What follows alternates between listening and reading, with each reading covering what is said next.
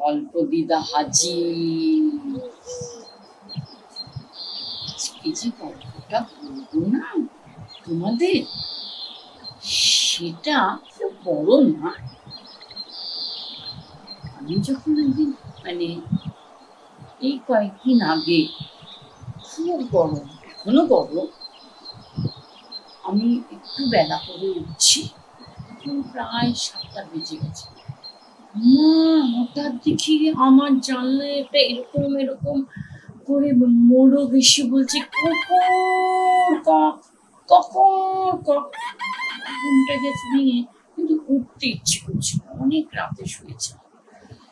এখন আমি কিচ্ছু করিনি, তাকিয়ে দেখছি কি হয়। মা যেইও ককর কক করেছি, অন্য জানলা দিয়ে 3টে কাক কা কা কা কা কা কা করেছে। আমার খুব, আমি একটু যা যা যা করেছি, কেউ সরেনি। এদিকে মোরগ ডাকছে কখন কক করে, কাক ডাক কাকেরা ডাকছে কা কা কা কা কা কা।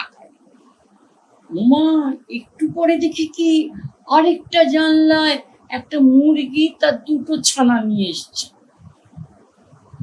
আর আমি কি করব, আমার একটু ভয়ও লাগছে। কিন্তু হঠাৎ দেখি মোরগটা এরকম এরকম করতে করতে সে আমার খাটের মধ্যে বসলো।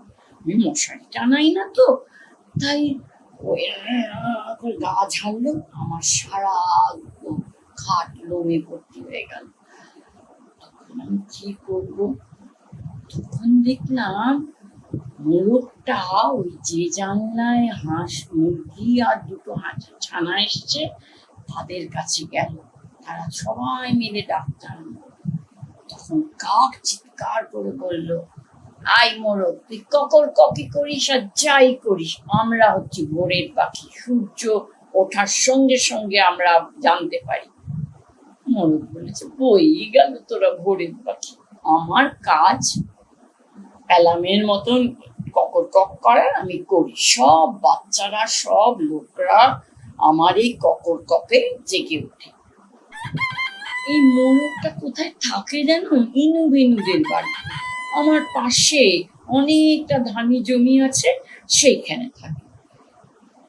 আর আমি একটা মুশকিল করছি, আগের দিন ভীষণ গরম লেগেছে বলে বাথটবে স্নান করেছি, স্নান করে জলটা ফেলতে ভুলে গেছি। আর এবার মুরগি আর কাকগুলিকে তাড়ানোর জন্যে আমি আমার মাথার কাছে বিস্কুট রাখি, কারণ মাঝরাতে তো একটু খিদে পায়। হ্যাঁ, তখন আমি মাঝরাতে একটু কুটুস কুটুস করে বিস্কুট খাই। বিস্কুটটা খুলে একটা মোরগকে দিয়েছি, একটা ওই জানলায় দিয়েছি, আর কাকদের জানলায় দেওয়ার সঙ্গে সঙ্গে ওরা কা কা করে খাচ্ছে।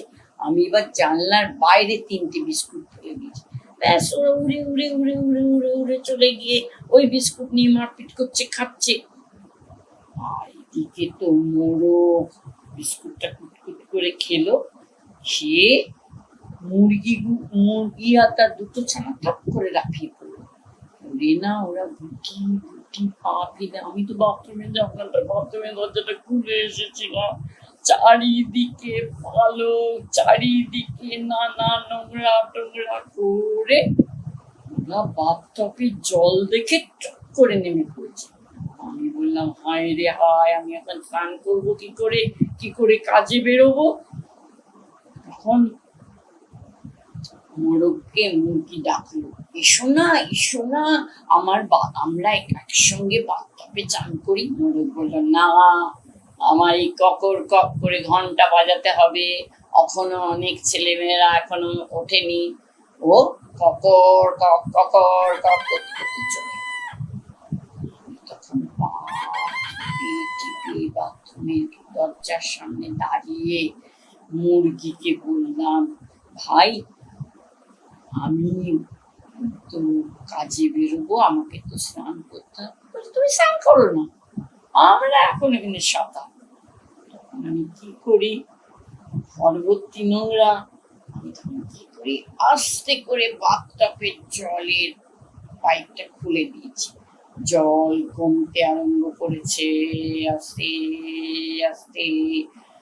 আর মুরগিগুলিও আস্তে আস্তে নামতে আরম্ভ করছে। তখন ওরা দেখলো জল কমে আসছে, তখন আবার উড়ে উড়ে উড়ে উড়ে উড়ে উড়ে জানলা দিয়ে চলে গেল।